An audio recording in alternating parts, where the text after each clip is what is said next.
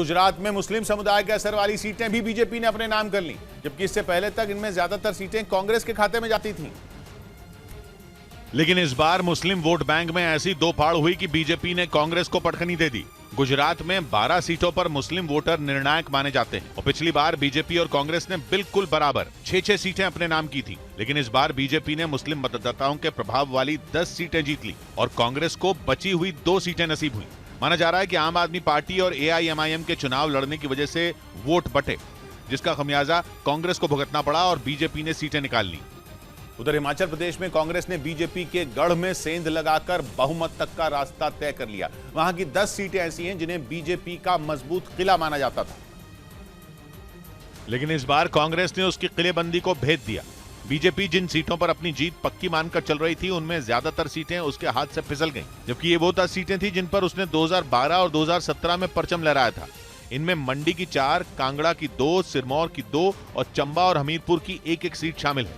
2012 में बीजेपी के पास इन 10 में 8 सीटें थी, जो 2017 में बढ़कर 9 हो गई, यानी तब बीजेपी को 1 सीट का फायदा हुआ था।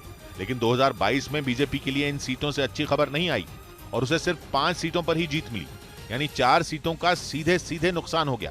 जबकि पिछली बार 1 सीट पाने वाली कांग्रेस ने बीजेपी के गढ़ में धमक दिखाते हुए 5 सीटें अपने नाम कर ली। सबसे बड़ी वजह यह है कि जो भाजपा की सरकार थी उसके खिलाफ बहुत माहौल था। जीत से गदगद कांग्रेस ने मुफ्त बिजली और पुरानी पेंशन समेत जनता से किए 10 वादे जल्द पूरा करने का भरोसा दिया।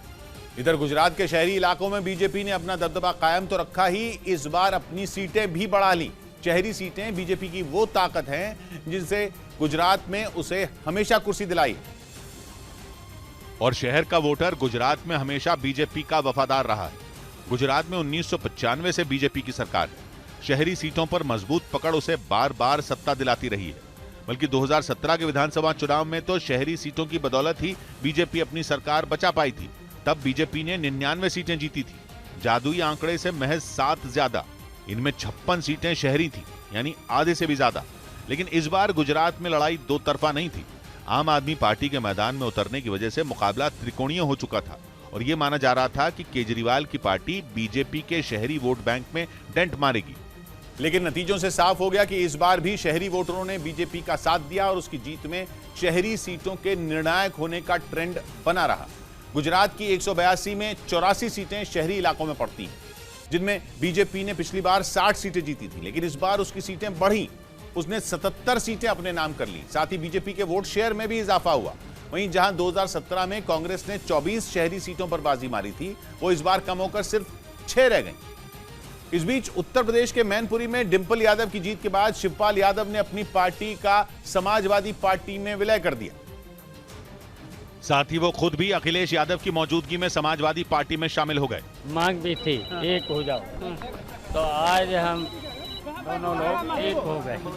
इस दौरान अखिलेश यादव ने अपने चाचा शिवपाल को समाजवादी पार्टी का झंडा सौंपकर एक साथ होने का संदेश भी दिया। हालांकि बीजेपी ने आरोप लगाया कि शिवपाल यादव ने समाजवादी पार्टी में लौटने के लिए आत्मसम्मान से समझौता कर लिया।